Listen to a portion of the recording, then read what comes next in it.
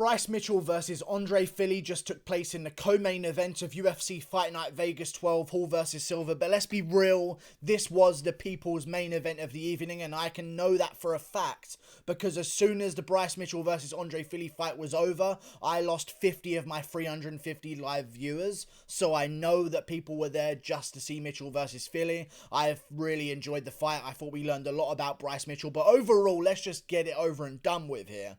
Bryce Mitchell dominated that fight in my opinion, won the first round clearly. There are some arguments to be made about a 10-8 round. I would not personally score that a 10-8 round, but I know under the new judging criteria, I thought they were going to give the first round a 10-8. Maybe if Bryce Mitchell landed a couple more elbows, they would have given him a 10-8 round, but I don't understand how they can give 10-8 rounds to someone having someone's back for 4 minutes, but Bryce Mitchell literally works a clinic, going from half guard to full mount to side control to everywhere and still not get a 10-8 round. Is pretty weird, but still, I guess they are not giving out 10-8 rounds easy anymore, much like they were last card. It's very strange, this new judging criteria, but still, the main question that people need to know is who won the second round, because that sort of clarifies this as a domination. I thought Bryce Mitchell won the second round, and when I saw that people were tweeting out that they had it 1-1 in the second, I don't understand how that works. I don't understand how they give Andre Fili that round. Andre Fili landed a flying knee. I understand that. And if Bryce Mitchell went backwards, wobbling all over the place, maybe I would understand giving it to Andre Fili. But Bryce Mitchell ate the flying knee like it was nothing and just kept coming. And didn't look like he was rocked. So maybe if he got rocked, I would understand giving a round to Fili. But if you're landing big shots and they're not doing anything to someone, you don't get the same points as if they're doing something to someone, but still, Andre Fili outlanded him 19-18 in that second round. Bryce Mitchell looked good on the feet as well, by the way, did not look like he was lost. I thought Bryce Mitchell had to get this to the ground, otherwise he would be picked apart by Andre Fili on the feet. That was not the case. Bryce Mitchell landed a lot of great shots on the feet, mainly because, though, Andre Fili was terrified of getting taken down, and in the second round, Fili started to get his timing a bit more, defended a couple of the takedowns, but Bryce Mitchell ended up in full mount for like a minute of the second, got his takedowns eventually in that round. I feel like that negates the one strike difference of Andre Fili and gives Bryce Mitchell the second round, and in the third round is a clear Bryce Mitchell round as well. Outstruck him, outgrappled him. A clear win for Bryce Mitchell. I thought it could be 30-27 or 30-26. I don't get this whole 29...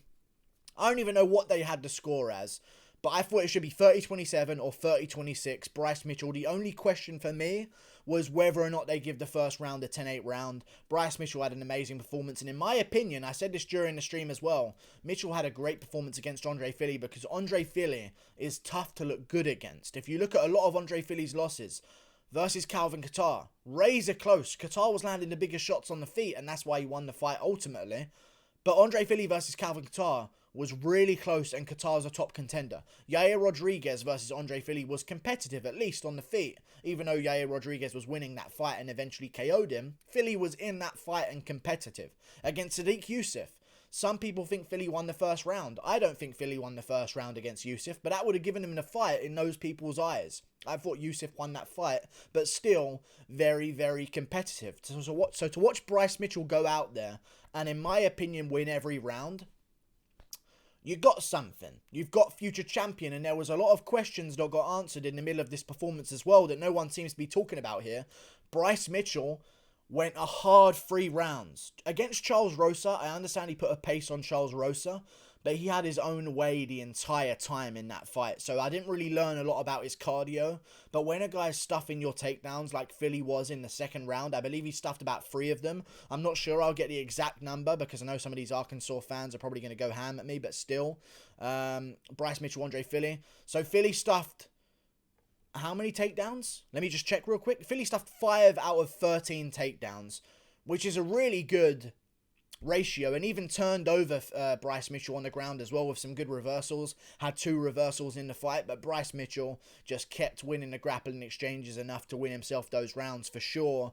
Won the fight 100%, landed a lot of total strikes in those rounds as well that don't count on the stats, but he landed a bunch of total strikes, 100 total strikes in that fight he landed, but still, I thought Mitchell clearly won the fight. But it was a good fight, though. Fili did a great job defending the takedowns in the second, but we learned from Bryce Mitchell that he cannot get things his own way all the time and still grind through. Because we saw in his first 2 fights in the UFC, sometimes when Mitchell would not immediately start winning, he would start to slow down a bit. So it definitely shows us that he's 100% worked on his cardio, because in the 3rd round, he was still shooting for great takedowns, still landing great punches on the feet, and did a great job on the feet as well. He stays out of punching range. He showed us a good side kick that I hadn't really seen too many times from him before. I haven't seen him throw too many side kicks. He showed us a front leg hook kick as well.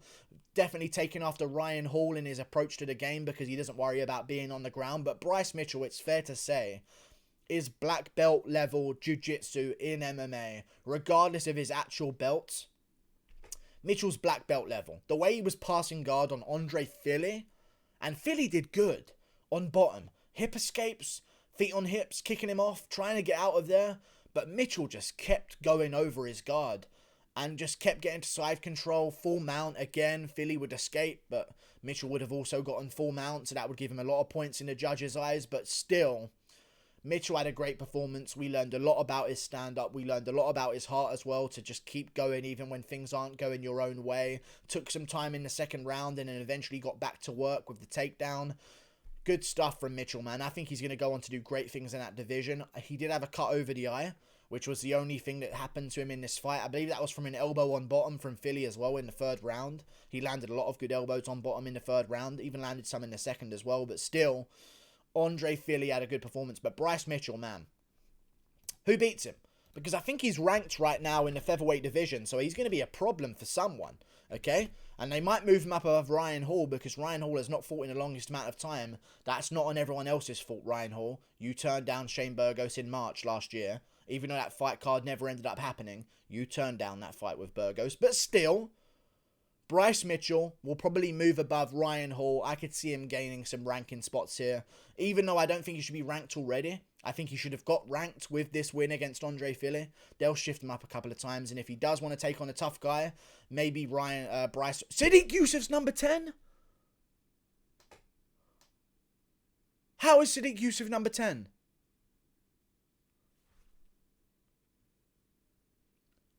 Sadiq Yusuf's beat no one in the rankings. How is Sadiq Yusuf number 10?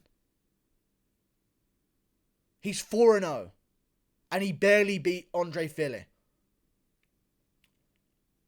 Sadiq Yusuf versus Bryce Mitchell, make it happen. What the hell is he doing at number 10 in the rankings? Punish him with Thug Nasty and have Thug Nasty manhandle this bitch. Why is he number 10 in the rankings? That makes 0 sense. For pulling out of a fight with Barboza, he jumped up 4 positions? Fuck this, man. I actually hate this sport. It's so dumb. But still, good performance from Bryce Mitchell at the fight. Yeah, good stuff. Really good stuff. I think if Bryce Mitchell wanted a free win, which is a free win, by the way, and I will say that, if Bryce Mitchell wants a free payday and a free win, call out Hakeem Dawodu, because you would out-grapple the fuck out of him, and the feet wouldn't even be too mad of a mismatch either, because Mitchell's got some hands, apparently, and some good side kicks. I just think if Mitchell wants a free win, call out Dawodu. Easy takedown, easy submission in my opinion. I respect Dawodu on the feet, but I know for a fact when people get in on his legs and take him down, there's big problems with Dawodu's game. And I think Mitchell, if he wanted a free win, definitely take that fight. But if you want to jump up the rankings, maybe call out Arnold Allen. It feels like they're going to do Allen versus Barboza in December, because Allen called him out to fill in on short notice for his fight. But if they don't do that and they want to jump up Mitchell up the rankings, let's do Mitchell versus Yusuf or Mitchell versus Ryan Hall. Mitchell might be the only guy who would take that fight other than Burgos. That's a good one for Mitchell. That's a really good matchup for Mitchell. And I'd actually be interested in how that fight went on the ground. And a lot of people are going to say, dude, do you not see Ryan Hall? He's a nerd. He blinks a lot. Obviously, he'd submit Bryce Mitchell on the ground. I watched Saul Rogers on The Ultimate Fighter, a good grappler from the UK, smush Ryan Hall to oblivion and pound him out on The Ultimate Fighter like it was nothing. Bryce Mitchell has more of a chance in the grappling in that fight than you guys think. So I think that's what they should do next. Mitchell versus Ryan Hall, or Mitchell versus Sadiq Yusuf, or Mitchell versus Hakeem Dawodu, depending on how fast they want to move him. Great fights to be made in a featherweight division, and Mitchell just put on an absolutely amazing performance. Dominated. First round was so dominant. I thought he was going to get it done by submission. Even at one point, he had almost had a Von Flue choke on Andre Fili, I thought, but he never really had it in officially. Close fight, though, but Fili just got outworked in the key moments. Just didn't have the takedown defense to keep him off of you. And that's what we learned about Mitchell. You don't just have to stuff the takedowns, you've got to keep stuffing them. And that's a sign of a good grappler that can keep it on you. And I think in the 4th and 5th round, Mitchell wouldn't even look that gassed because he seemed okay at the end of the 3rd. He still had energy to go for takedowns and land big shots at the end of the 3rd round. He had no problem. So I think move him up. Like and subscribe though. Good fight, man. I was really worried as well because the odds started to close up and people betted a lot of money on Fili. So I was worried a little bit, but Bryce Mitchell got it done. I put some money on him by submission, but I said he'd get it done by decision officially. I just thought the money line on submission was very likely, but it didn't end up happening. Good win. Got the camo shorts. The camo shorts are big.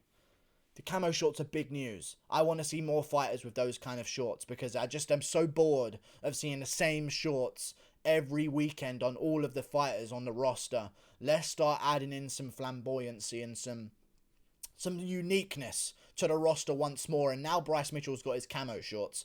100% Adesanya's going to have like a death note on his arse cheeks of his shorts or something like that. Like someone's going to mix in some anime for Adesanya's shorts. Gilbert Burns is going to have fire all over his shorts. I can already see it, you know. We'll see it happen. Marty Usman is going to have Nebraskan flag colours all over his shorts.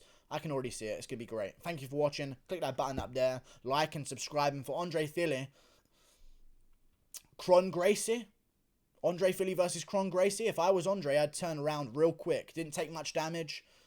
Jump back in there against a guy coming off a loss. Goodbye.